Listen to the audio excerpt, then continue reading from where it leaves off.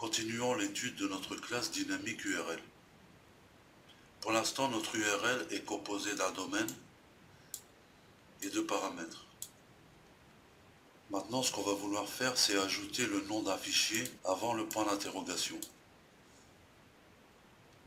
Donc, on va créer un attribut file pour fichier, toujours en privé.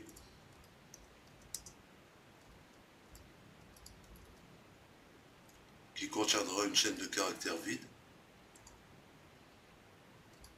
Ensuite, on va créer une méthode setFile.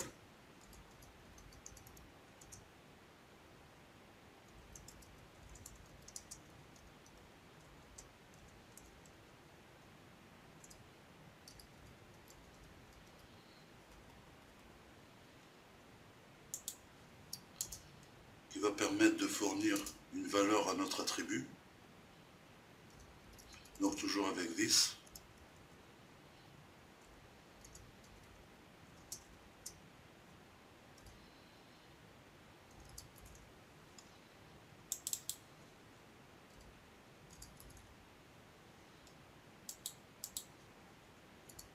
Il y a une deuxième méthode qu'on va appeler getFile.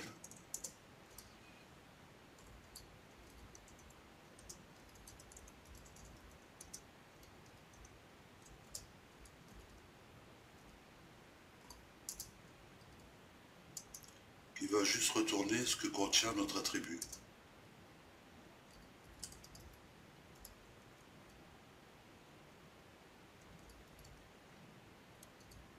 On va se rendre maintenant dans notre méthode render qui construit notre URL.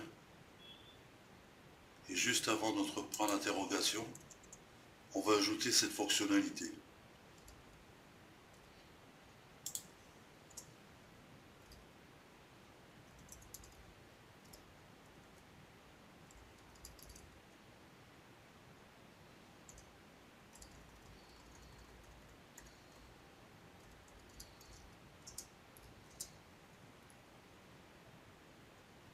Donc on dit si file n'est pas égal à une chaîne de caractères vide,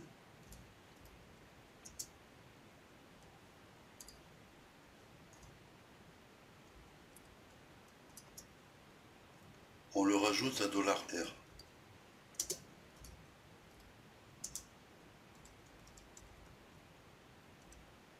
On va voir le rendu dans notre navigateur.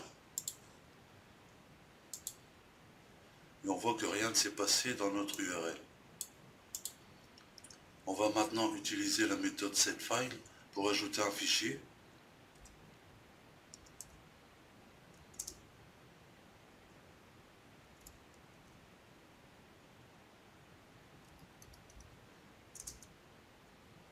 On va mettre produit.php par exemple.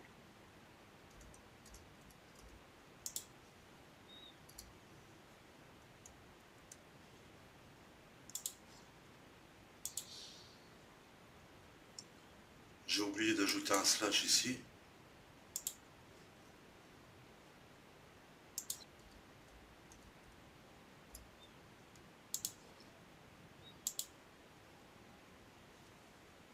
On peut constater ici que grâce à la programmation orientée objet, il est très simple de construire une URL juste en appelant les méthodes d'un objet. On va ajouter une fonctionnalité à notre classe qui va permettre de rendre cette chaîne de caractères en lien cliquable. Dans notre classe, on va créer une méthode que l'on va nommer par exemple renderLink.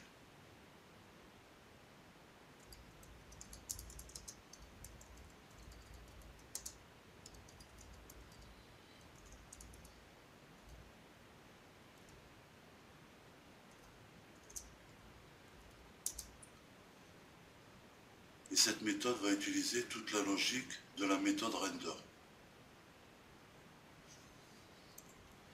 Donc on commence par une chaîne vide.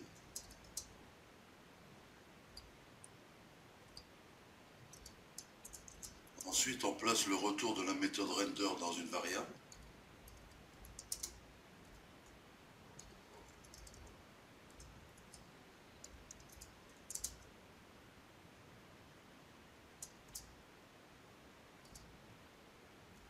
Maintenant, on passe à la construction de notre lien.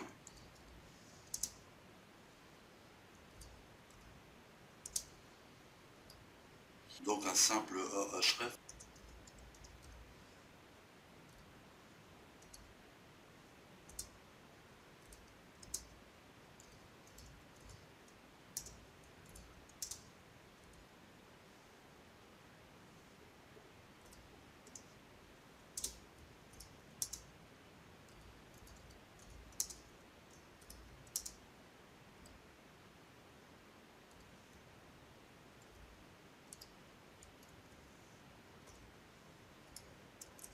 Et on termine par un return $R. On va maintenant afficher cette méthode.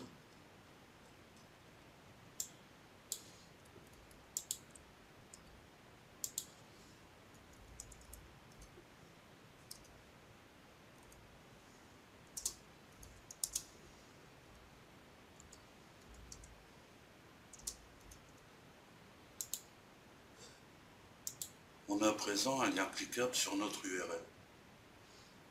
Bien sûr, on préférera afficher un texte qui explique le lien. Donc on va faire la même chose que pour l'ajout de fichiers.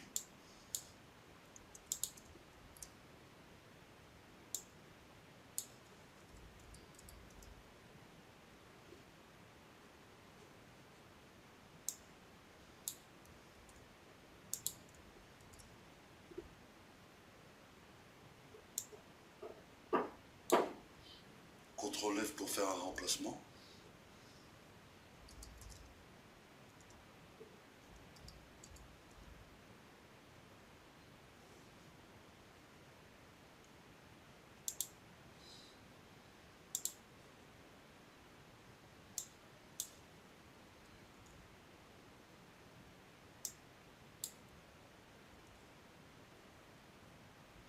Se rend dans la méthode renderLink pour rajouter ce texte s'il existe.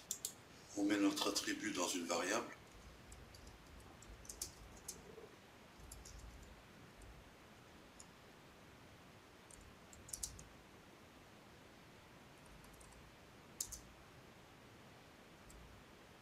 Maintenant, on va utiliser la condition ternaire pour choisir le texte affiché.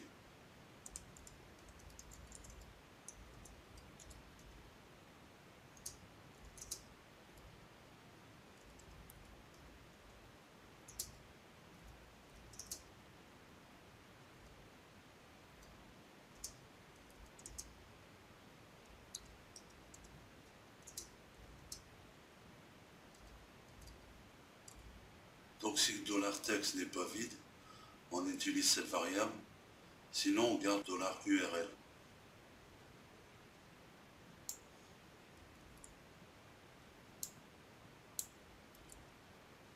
Maintenant, on va utiliser la méthode setText à notre objet.